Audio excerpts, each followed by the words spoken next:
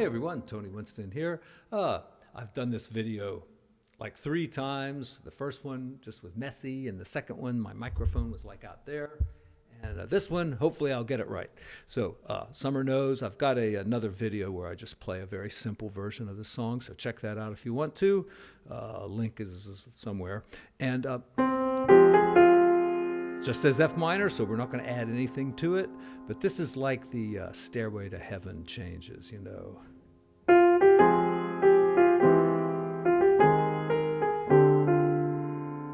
So you're just taking the root and moving it down in half steps like this. F minor with a major 7th, but since we moved the root, that's our major 7th. We can leave the root out too. And then F minor, we want to put it back in or leave it out.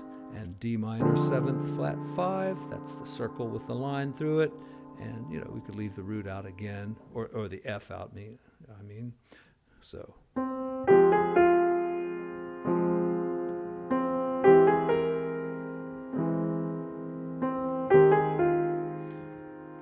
And I listened to several versions of this. Michel Legrand, quite a fine piano player, and he wrote the song.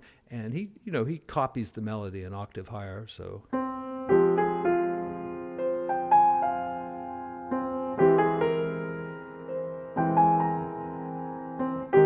you could do it that way if you want to. Next line, kind of the same thing, but up in B flat.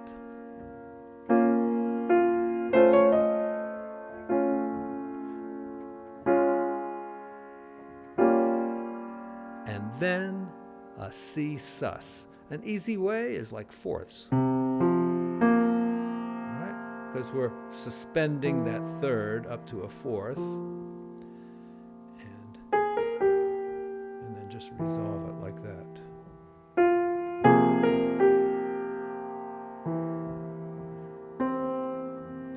An unexpected change. F major, and notice the key signature changes here too. So just one flat now. Copying like that. Remember the G minor 7 flat 5 we had a minute ago? That's the same as B flat minor 6. The 2 chords are really the same notes. So sometimes they write it one way, sometimes they write it another way. And if you look at like a lot of old fake books, you see these minor 6 chords. And so if you see like a B flat minor 6, you might try out the G minor 7 flat 5 instead, because it's usually part of a 2-5-1, and it just we think of it that way in a jazz setting. And Michel Legrand played something very interesting here. He went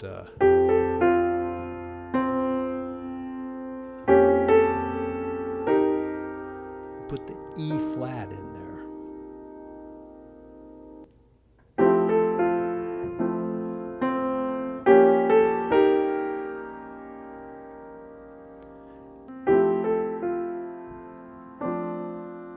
Remember the C suspended we had a minute ago? Well, this is F suspended. So you could just do those fourths again. Maybe hold down all these notes or some of them. If you really want to get like C minor over F, there it is. And that's the melody. So we just took our fourths and added a C. That's all we did. Major 7th. Getting a little high for this hand. Maybe we want to start opening up the voicings a little bit. So let's do root, 5th, 3rd, 7th, 9th.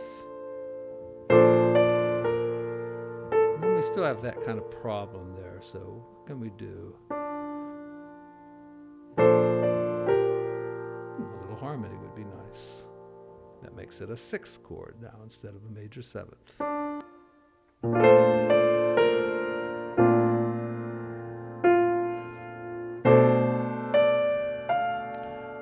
It's a bit of a problem here. We've got B minor 7, flat 5 with C on top.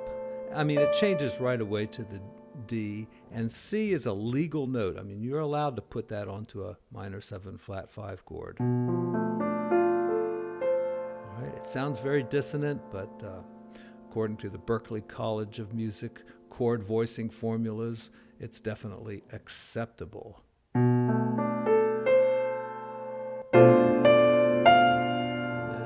That's a flat 9, so we just have to add basic E7 stuff down here. All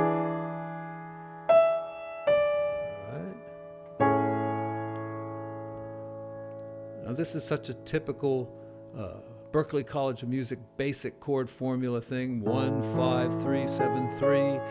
You know, we've got a doubled note here, according to Jeremy Siskind, and I have several of his books already. You know, that's something to be avoided, a doubled note. But really, when you have a big chord like this and you need to fill in some space, sometimes there's just not anything else to add except some of those doubled notes. So that's what we're going to do here. I mean, we could add the 13 in there, the 9th, maybe get rid of that 3rd. Do I have all unique voicings now? Yeah, I got 6 different notes there, so, you know, that's a possibility for a chord voicing. All right, just the E7 structure, and the melody's the flat 9, so.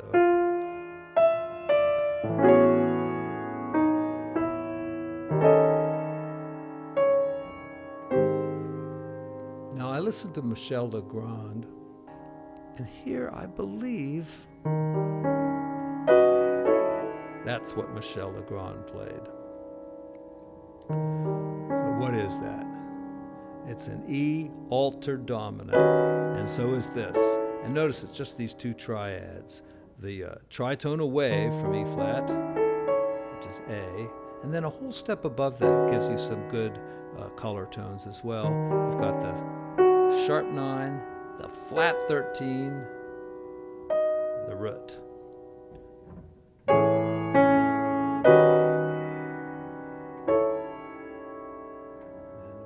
A flat. That F flat there is the flat 9.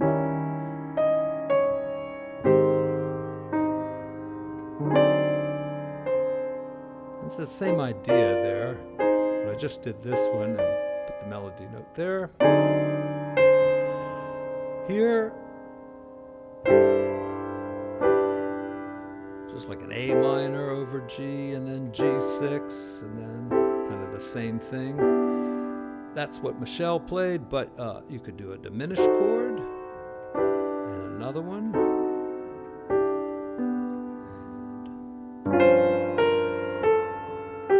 And see the melody notes, the 11th, the 9th,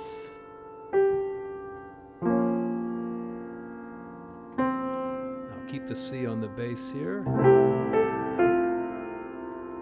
So I had no F at first, you know, I could maybe go, if you can reach that, but you're going to get to the F in the melody, so that's good enough. All right, now I said, you know, think of these minor 6 chords as minor 7 flat 5, but here I did the opposite. Instead of thinking of G minor 7 flat 5, I thought of B flat minor 6, because I play it in root position there. So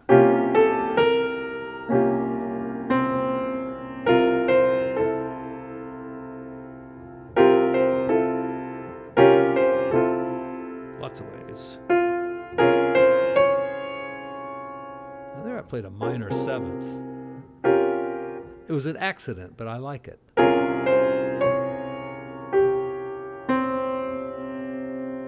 And Michel Legrand played a minor 7th here. And then a G triad.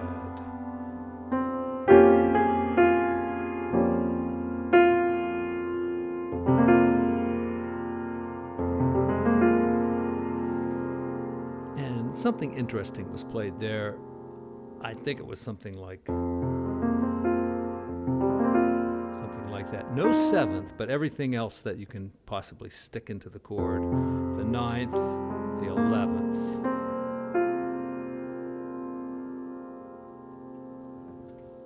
That's it. It's a beautiful song, fairly well-known melody too.